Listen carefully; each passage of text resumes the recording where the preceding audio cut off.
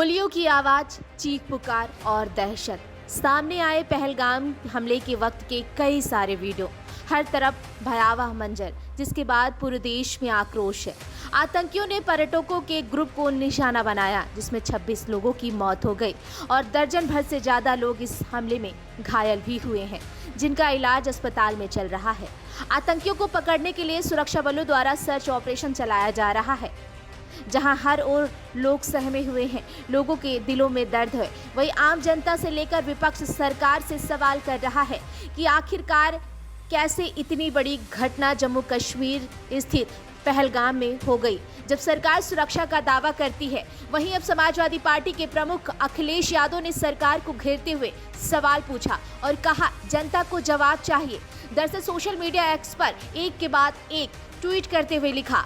सबसे पहले ट्वीट में एक वीडियो शेयर करते हुए लिखा, जम्मू कश्मीर के पहलगाम में आतंकी हमले की भयावह तस्वीरें दिल को दहला देने वाली हैं। ये हमला हर दृष्टिकोण से निंदनीय है। हमले के शीघ्र गति उपचार के लिए देश की सबसे अच्छी चिकित्सा सेवाएं सुविधाएं तत्काल सुनिश्चित की जाएं। सबके स्वास्थ्य लाभ और जीवन के लिए हृदय से कामना है। केंद्र की सरकार को सबसे पहले सुरक्षा के वातावरण को सुनिश्चित करने की जरूरत है, तब भी स्थानीय निवासियों और पर्यटकों का जीवन सुरक्षित रह सकता है।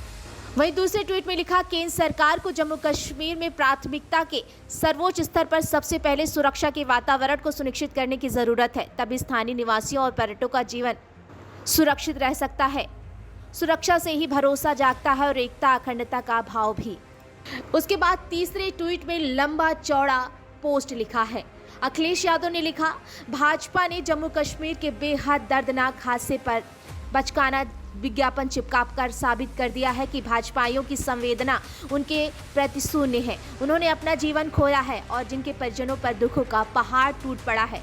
भाजपा अब ये विज्ञापन हटवा भी देगी तो भी उनका ये पाप उसके कट्टर समर्थक माफ नहीं करेंगे। भाजपा हमेशा आपदा में अपनी सत्ता और सियासत के लिए अवसर ढूंढती है।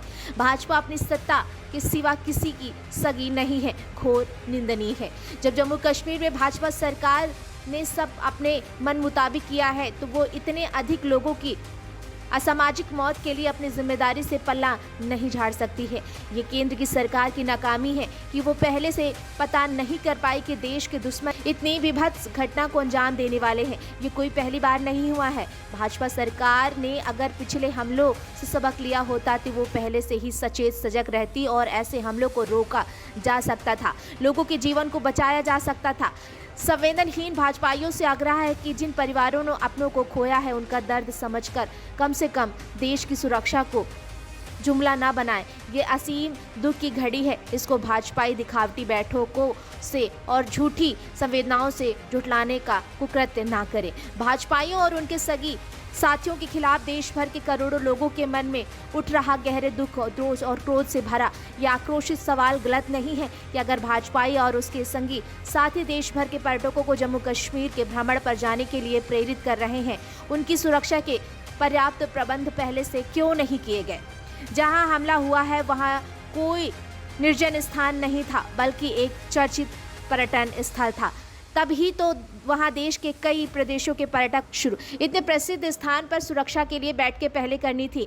लोगों के जीवन गंवाने के बाद ये भाजपा सरकार की रणनीति चूक भी है, लेकिन इससे उन भाजपाइयों को क्या फर्क पड़ता है जो स्वयं को सुरक्षा के कई घेरों से चलते हैं और लेकिन देशवासियों को मौत के मुंह में ढकेल देते हैं।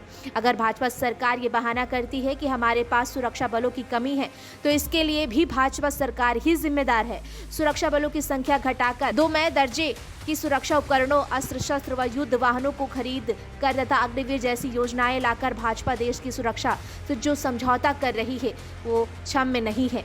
इस घटना के प्रतिशोध का कोई भी दवा अब जनता को बहका नहीं सकता, क्योंकि कोई भी प्रतिक्रिया मृतकों के जीवन को वापस नहीं ला सकती है। जिस परिवार ने जो खोया है सो खो दिया। सच तो ये है कि ना तो देश की आज़ादी में भाजपाई और उनके संगी साथियों ने कोई योगदान दिया और ना ही वो देश की आज़ादी को बचाने में कोई योगदान दे रहे हैं। लाख माफ़ी मांगने पर भी भाजपाइयों और उनके संगी साथियों को ना तो हमारे भारत देश का इतिहास माफ़ करेगा और ना ही भविष्य। दुख की इस घड़ी में हमारी सच्ची संवेदना उन परिवारों के साथ है जिन्होंने अपनों को खोया है। श्रद्धांजलि।